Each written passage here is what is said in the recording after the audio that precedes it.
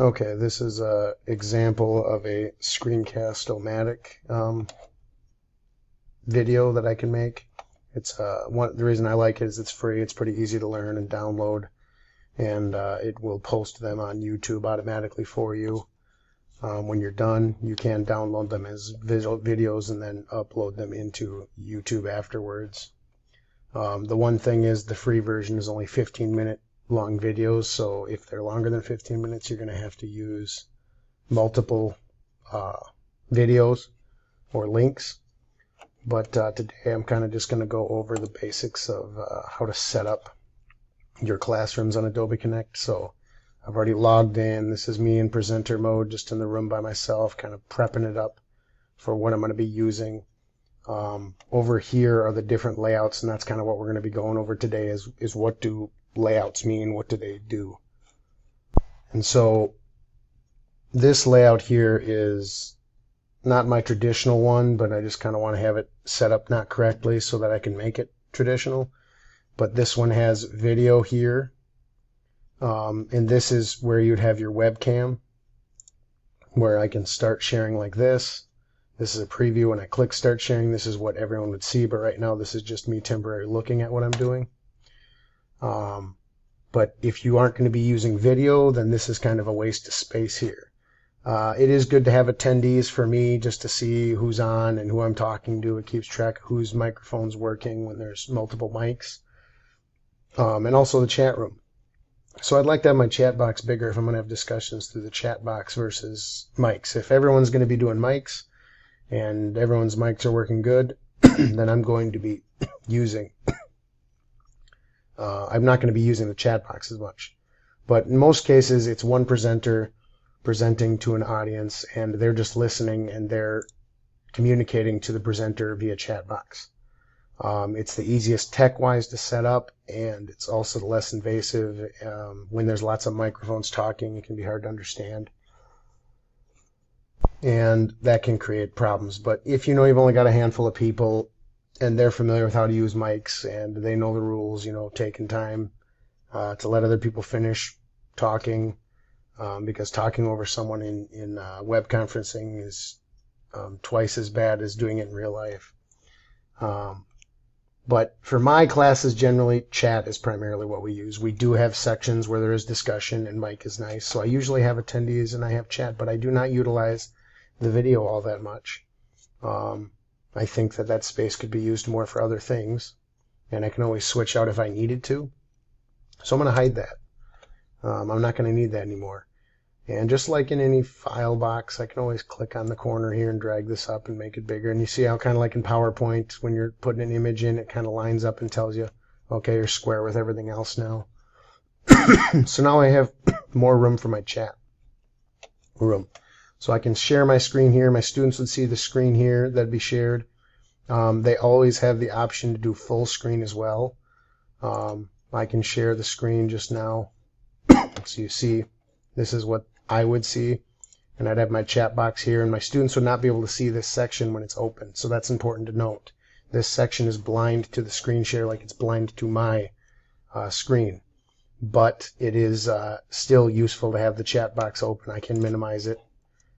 So that it's gone, and then a little window will pop up if students give me a notification, like a box this big. In the corner, it'll say somebody has a question, and so then I can click on the app like now and see it. If I click on it again, it's even more user-friendly right now. This still is not seen on the student's screen share, but still useful. So again, if I click on that, it opens it. Click on it again, minimizes it.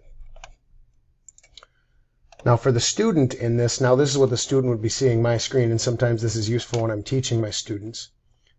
This is full screen. Right now they would just be seeing my computer screen that you're looking before you, scrunched into this tiny little box.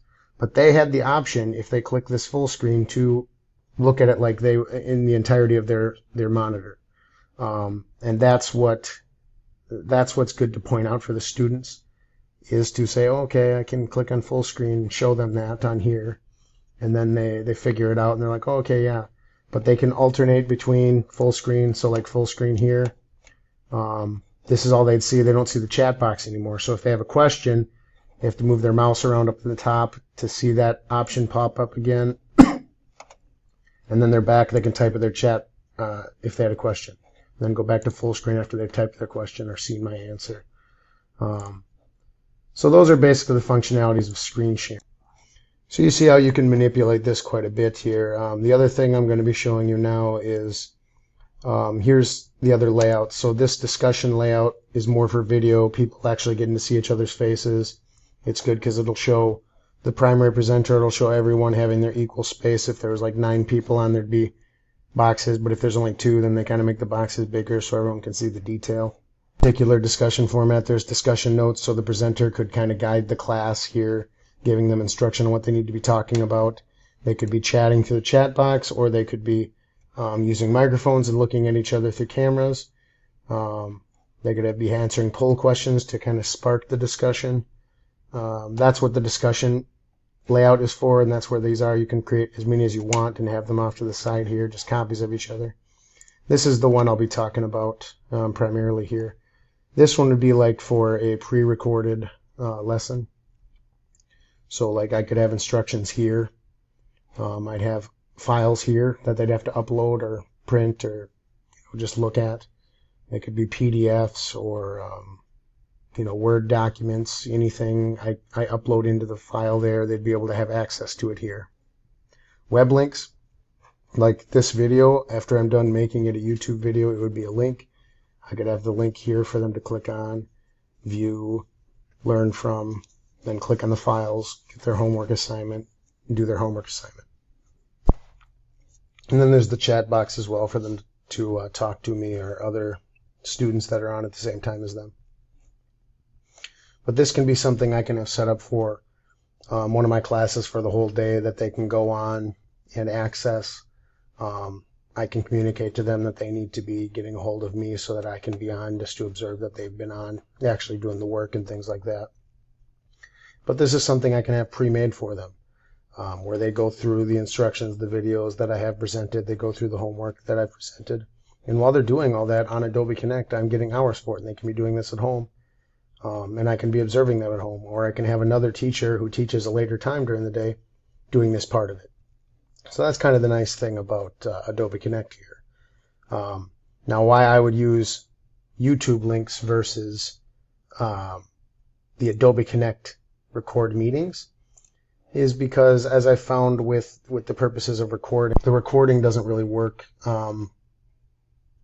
very well with keeping track of hours. Like when you do your reporting, if a student were to have an actual link here that would be opening up an Adobe Connect pre-recorded meeting, what would happen is when they click on this, it's going to boot them out of this meeting and open the Adobe Connect app again under the recording. While they're watching the recording, that is actually not kept in the reports of this meeting. So when I'm looking to see my students' hours, they will have logged out the instant they clicked on this link. Now they can go back to this link again, but then all that time they watch the video, I don't get to count. Whereas if I have YouTube link lessons, they click on the YouTube link, it opens up a link at YouTube, they watch the YouTube link, the lesson I prepared, they learn from it. It doesn't have to be YouTube, it can be, you can have a video file here that would just be an MP4 or anything like that. It'd just probably be a lot of space on here. YouTube's more friendly towards that. That's probably why I'm using YouTube as an example, but you could have the YouTube links here. This is basically what I'm creating right now, is a YouTube link that I will be presenting in this web link, and they would have that to click on and watch. So in this case, this video is literally a video on how to create other videos like this and also how to set them up ahead of time. So I have my attendees box. I figured this is a good one to have. Chat box and the web links in the file, and then a discussion or a note board. So basically a place to put my directions. Now these directions here are outdated from a time before, but this title I did change. I double click on it and I can change the title. You can also have multiple titles, stored in one meeting.